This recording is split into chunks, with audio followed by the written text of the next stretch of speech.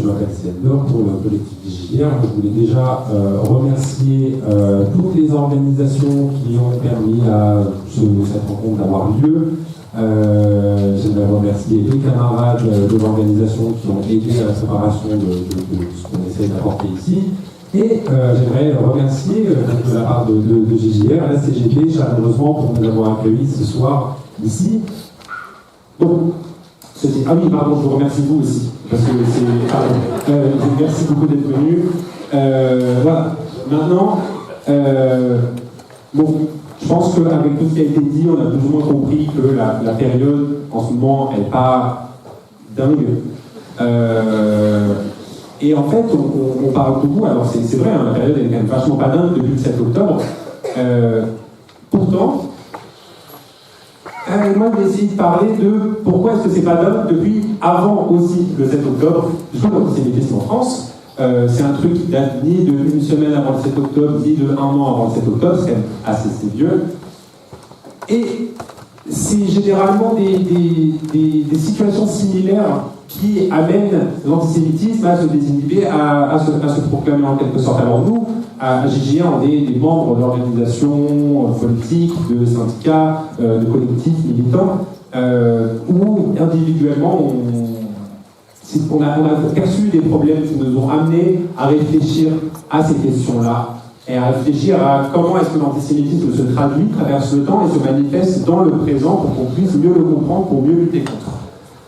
Donc, sionisme, antisionisme, c'est des termes qui semblent quand même assez faire polémique en ce moment, pour dire le moins.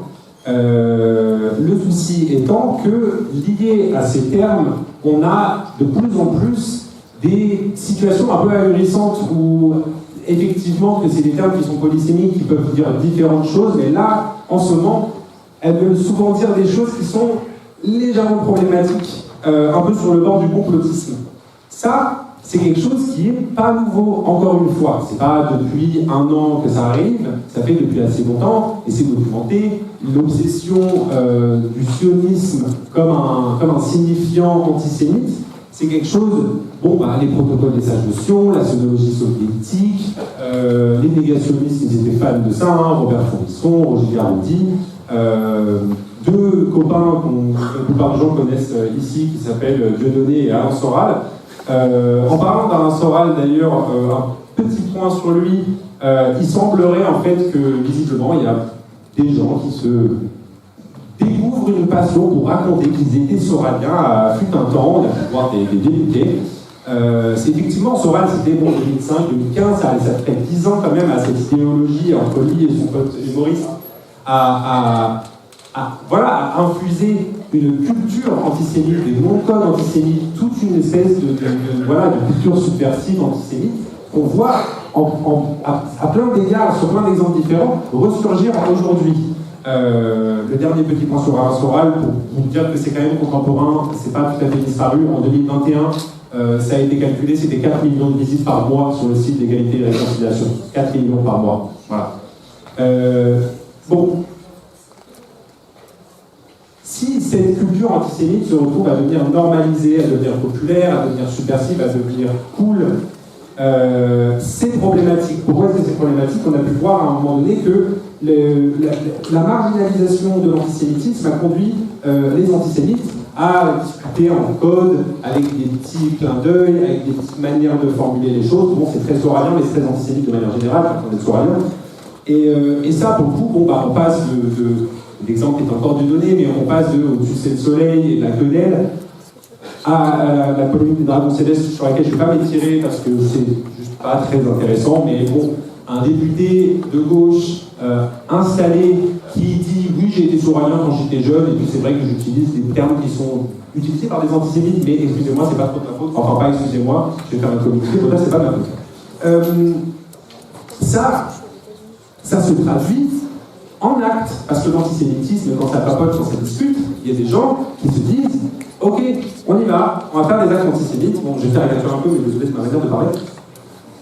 Face à cette résurgence d'antisémitisme qui se traduit dans les discours, mais aussi dans les actes, on le voit de plus en plus dans l'actualité, il y a un souci face à la gauche. C'est-à-dire que, qu'est-ce que la gauche va faire par rapport à ça? Comment la gauche va réagir? Donc, moi, je vais parler des déceptions, parce que je ne suis pas drôle.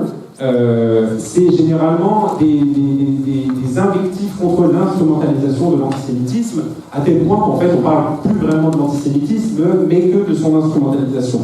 Le meilleur exemple récemment de ça, on peut dire que c'était la conférence de Pantin du 3 mars, qui s'appelait Contre l'antisémitisme, son instrumentalisation et la paix révolutionnaire en Palestine. C'est quand même une conférence, je veux juste citer quelques petits points rapides. C'est une conférence quand même où il y a une écrivaine installée et connue, qui s'appelle Françoise Vergès, qui réclame des applaudissements pour le mouvement Outil. Le mouvement Outil, c'est quand même un mouvement qu'il ne faudrait mieux pas applaudir, je vous invite à faire des recherches dessus. On a Judith Butler qui demande des preuves écrites des violences qu'ont subies les femmes israéliennes le 7 octobre. On a deux députés installés encore une fois de gauche de la France Insoumise qui s'assoient sur un canapé avec Ouria Boutelja à 2,2 m et ils se disent tout va bien, tout est normal, je suis au bon endroit et je discute avec les bonnes personnes. Et c'était pas que la France Insoumise, on peut citer l'UCR, on peut citer le NPA, on peut citer Révolution Permanente.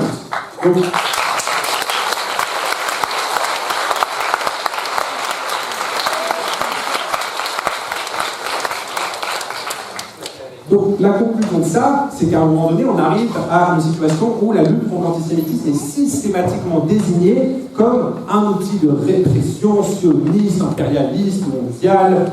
Si vous voulez plus d'informations là-dessus, je vous invite encore une fois à lire Ouria Boutelja, elle en parle beaucoup. Et en fait, donc bref, on en est où?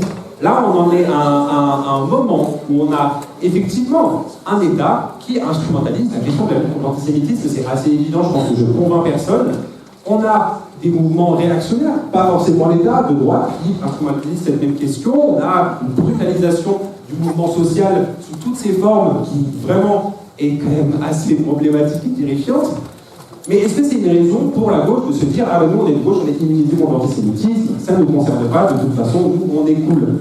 Non, c'est pas une raison de se dire ça. C'est pas une raison de se dire ça. Pourquoi? C'est parce que c'est pas parce que toutes les personnes qui se revendiquent comme étant antisionistes c'est parce que toutes les personnes qui se revendiquent comme étant antisionistes ne sont pas automatiquement antisémites, cryptosoraliennes, etc., c'est sûr, mais il faut accepter de prendre en compte le fait qu'il y a un risque qui est intrinsèquement lié au sujet dont il est question, et c'est un risque de confusion et de dérive vers des formes d'antisémitisme. Aujourd'hui, dans la plupart des cas, c'est le contraire.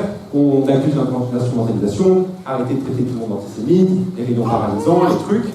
Mais ça, en réalité, c'est pas une stratégie politique efficace. Pourquoi? Parce que ça engendre des suspicions, des injonctions, des exclusions de militants juifs et juifs, de cadres militants, si ils et elles ne se conforment pas intégralement à une certaine conception de ligne politique ou d'orientation politique. Alors, les camarades, ce ne sont pas, d'accord, ce ne sont pas les militants de gauche qui sont la cause principale et fondamentale des actes antisémites, ça, on est d'accord. Mais on reproche, et je suis désolé de vous le dire, mais nous reprochons à certains et certaines de tolérer dans leur rang une confusion qui légitime ces agressions. Nous, on continue d'appeler la gauche à s'engager clairement à apporter sa responsabilité historique à nos côtés et qu'elle soit intransigeante avec l'antisémitisme, avec tous les racismes et avec toutes les formes de discrimination.